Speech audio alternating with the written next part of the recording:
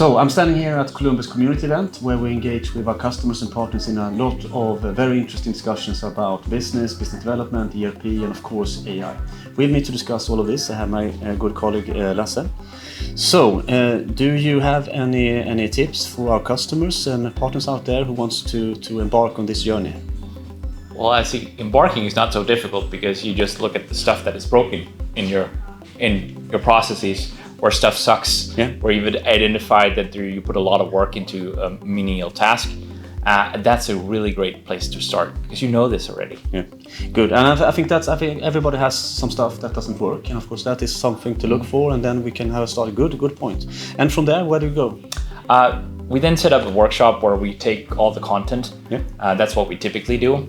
We take all the content and we put a layer on top of it. What of those things can we solve with AI? That being any discipline, generative or machine learning, or what that might be.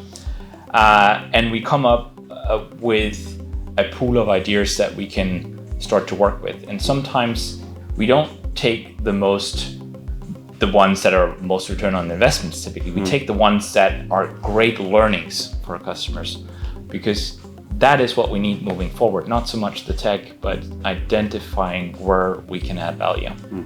That's a good point, and I think we have a lot of opportunities out there with technology opportunities, and we don't need to wait for that. I think it's good to get started, then we'll get more opportunities later on.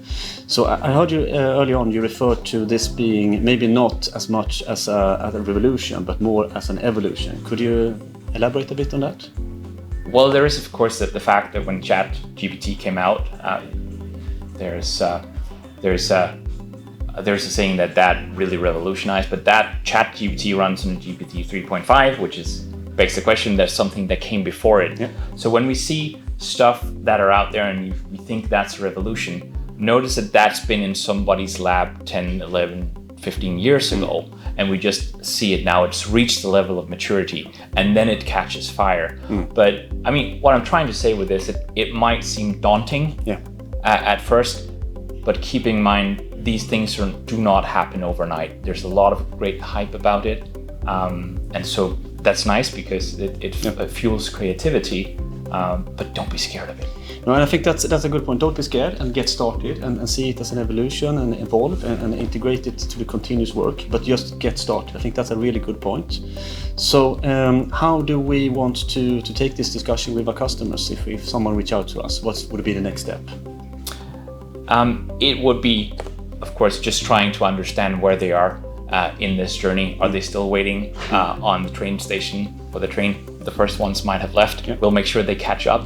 But again, identifying the needs before we prescribe the medicine or the solution, that's where we really want to go. It sounds a little bit like something you've heard before, but the way that we construct solutions today is not so much building as we did in the old days. We draw up the blueprints and then we got going.